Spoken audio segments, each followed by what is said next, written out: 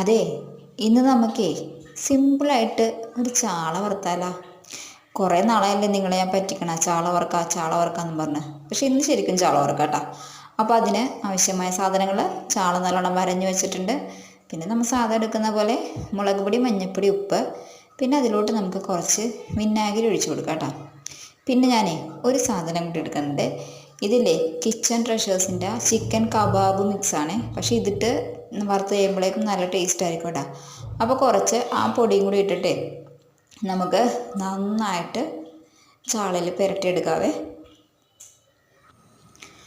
അപ്പോൾ ദേ നമുക്ക് നന്നായിട്ട് ചാളയിൽ അങ്ങോട്ട് പുരട്ടിയിട്ട് അങ്ങോട്ട് വറുത്തെടുക്കുക. അപ്പോൾ നമുക്ക് ചട്ടി വെച്ചിട്ട് എണ്ണ ചൂടാക്കുമ്പോഴേക്കും നമുക്ക് ചാളയൊക്കെ പെറുക്കി അതിലോട്ട് ഇടാം കേട്ടോ.